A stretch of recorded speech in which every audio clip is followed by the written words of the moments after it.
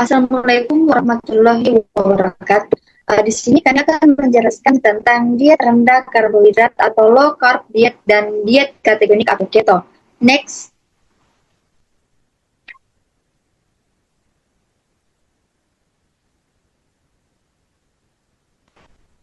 Nah, akun anggota kelompok saya yaitu Jessica Sesuri, kemudian saya di Sultana, Kelly Sheila, dan Laude Gufron Sanjaya. Next.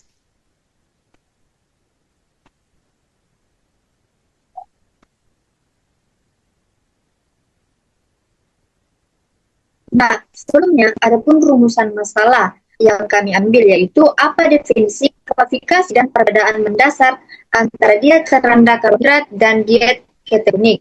Kemudian yang kedua, bagaimana mekanisme fisiologis dan metabolik diet keto yang menghasilkan kondisi ketosis. Kemudian yang ketiga, bagaimana efektivitas kedua diet ini dibandingkan dengan diet konvensional terhadap penurunan berat badan, profil lipid, dan kontrol glikemik. Kemudian yang keempat, apa saja potensi atau resiko efek samping dan tantangan kepatuhan jangka panjang dan implementasi diet low carb dan keto. Next.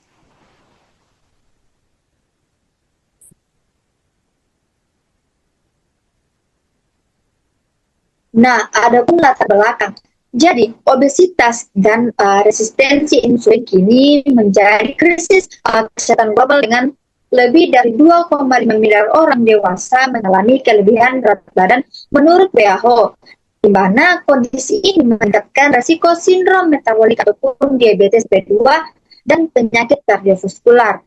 Sebagai respon, muncul tren diet rendah karbohidrat dan ketogenik, yang dimana membatasi karbohidrat untuk memicu ketosis, yang dimana mengganti sumber energi dari glukosa menjadi lemak. Menurut penelitian menunjukkan bahwa diet ketogenik ini efektif menurunkan berat badan dan memperbaiki kontrol glikemik, namun keamanan jangka panjang masih perlu diawasi secara klinis. Nah, untuk pemaparan selanjutnya saya berikan kepada pemateri selanjutnya.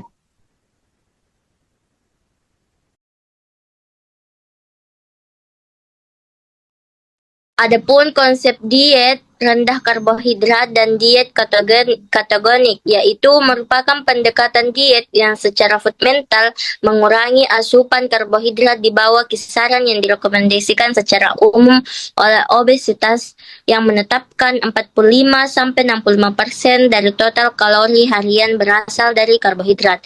Adapun klasifikasi low carbo yaitu yang pertama itu rendah karbohidrat berkisar 40%, yaitu mewakili titik di mana pengurangan karbohidrat menjadi submental. Yang kedua itu rendah karbohidrat yang mencapai kurang lebih 26%, yaitu disepakati oleh banyak badan ilmiah itu sering digunakan sebagai batas karena teoritas merupakan kebutuhan glukosa. Yang ketiga itu sangat rendah karbohidrat yang 10% atau sampai 20-50 gram. Karena paling ekstrim karena karakteristik pembatasan karbohidrat yang ketat, peningkatan asupan lemak yang signifikan. Next.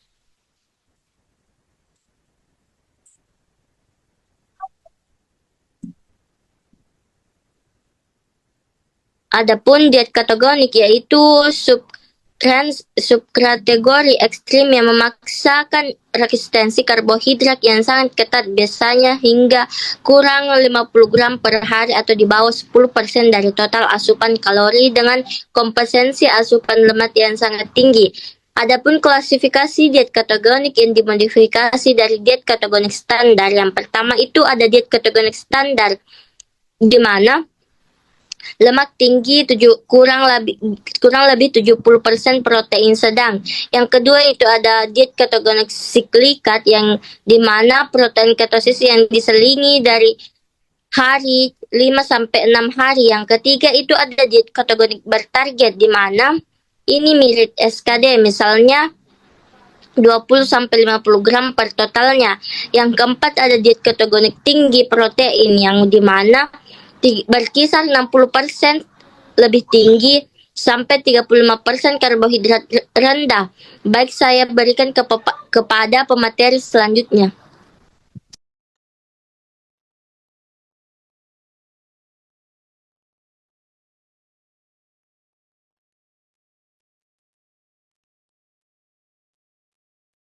Baik, langsung saja, yaitu perbedaan diet rendah karbohidrat dengan ketogenik.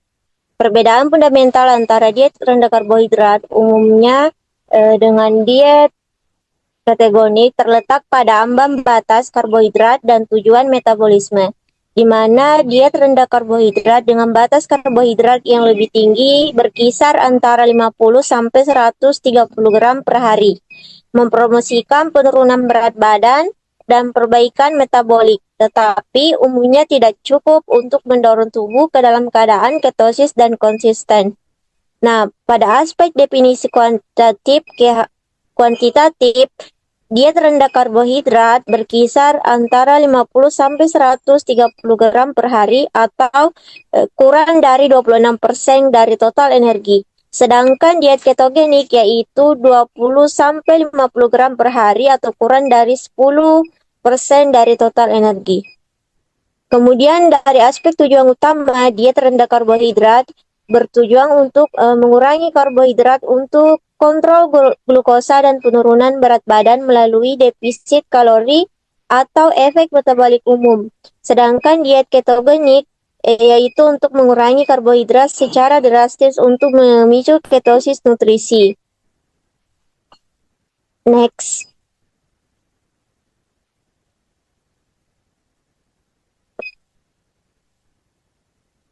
Adapun mekanisme fisiologis dan metabolik diet keto yang menghasilkan kondisi ketosis. Yang pertama, diet ketogenik adalah pola makan sangat rendah karbohidrat, sekitar 20 sampai 50 gram per hari. Ini karena karbohidrat dibatasi, tubuh beralih dari glukosa ke lemak sebagai sumber energi. Nah, saat simpanan glikogen di hati habis, yaitu sekitar 1 sampai 2 hari. Nah, tubuh mulai memecah lemak menjadi asam lemak bebas. Kemudian yang kedua, asam lemak tadi diubah di hati menjadi badan ketong atau asetoasetat beta hidroksibutirat aseton yang menjadi sumber energi alternatif. Nah, terutama bagi otak dan otot saat glukosa rendah. Nah, proses ini disebut ketosis nutrisi. Selanjutnya, dengan waktu tubuh beradaptasi memakai keton secara efisien atau disebut keto adaptasi, di mana meningkatkan efisiensi energi dan memberi manfaat kesehatan otak termasuk dalam pengendalian epilepsi. Baiklah, saya kembalikan ke pemateri selanjutnya.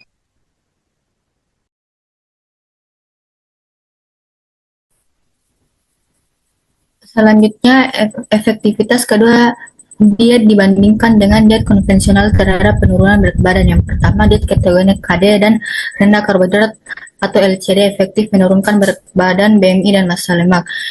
Di mana diet rendah ini merupakan dua jenis pola makan yang fokus pada pembatasan asupan karbohidrat untuk mengubah cara tubuh menghasilkan energi. Kemudian yang kedua, efeknya lebih cepat dibanding diet konvensional, terutama pada jangka pendek.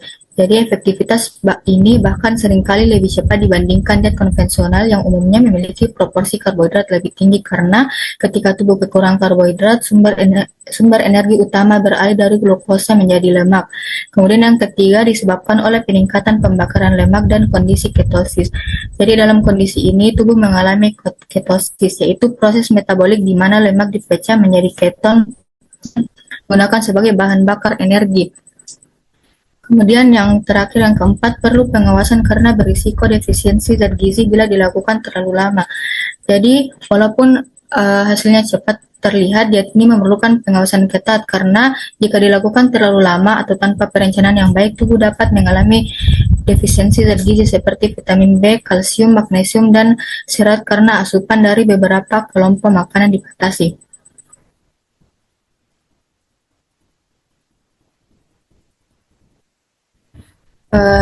Selanjutnya, distribusi makronutrien dalam diet. Yang pertama, diet rendah karbohidrat, yaitu 20-40% energi dari karbohidrat.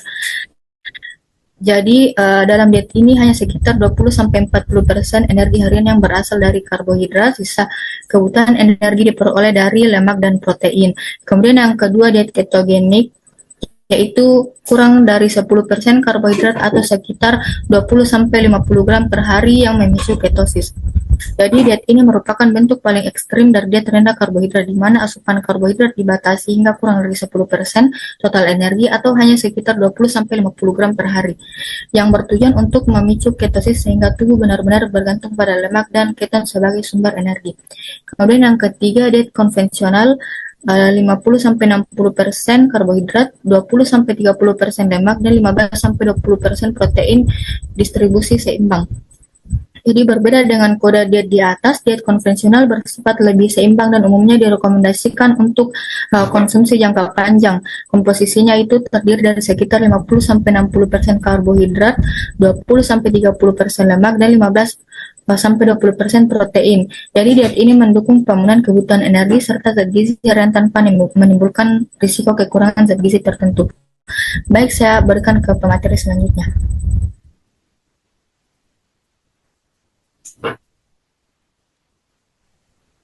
Baik, selanjutnya itu efektivitas terhadap penurunan berat badan. Adapun aktivitas diet rendah karbohidrat dan ketogenik dapat menurunkan berat badan lebih cepat pada tahap awal. Yang pertama yaitu penurunan signifikan terjadi dalam 3-6 bulan pertama. Yang kedua disebabkan oleh hilangnya glikogen, cairan, dan peningkatan pembakaran lemak. Yang ketiga, setelah 12 bulan, perbedaan dengan diet konvensional menurun. Yang keempat, hasil akhir bergantung pada kepatuhan terhadap pola diet. Next.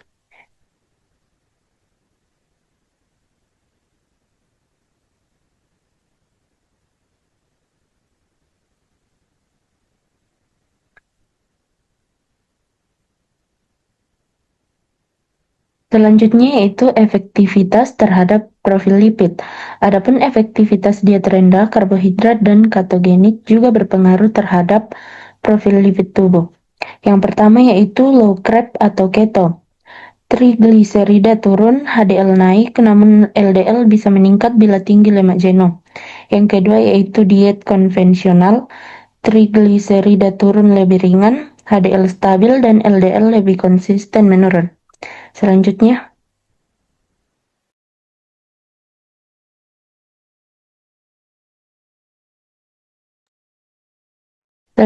itu efektivitas terhadap kontrol glikemik. Adapun efektivitas diet rendah karbohidrat dan ketogenik juga berpengaruh terhadap profil lipid tubuh. Yang pertama, dapat menurunkan kadar trigliserida dan meningkatkan kolesterol HDL. Yang kedua, namun kadar LDL bisa meningkatkan jika asupan lemak jenuh terlalu tinggi. Yang ketiga, diet konvensional cenderung menurunkan LDL lebih stabil dan efek moderat terhadap trigliserida. Yang keempat, yaitu pemilihan sumber lemak sehat penting untuk menjaga keseimbangan lipid. Baik, saya serahkan ke pemateri selanjutnya.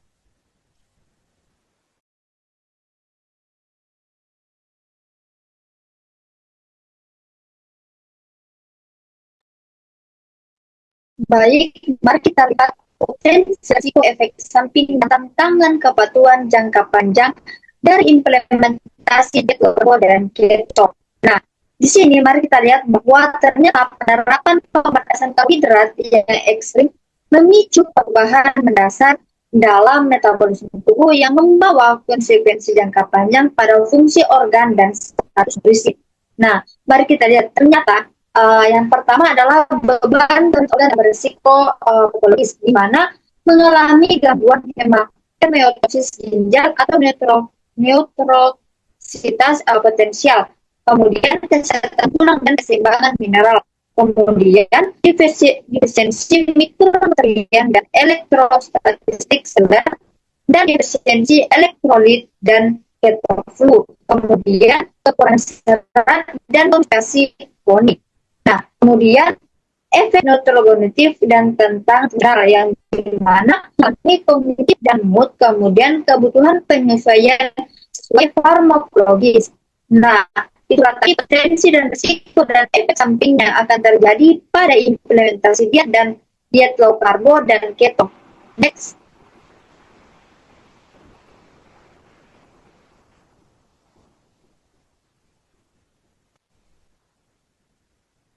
Nah, itulah tadi kesimpulan dari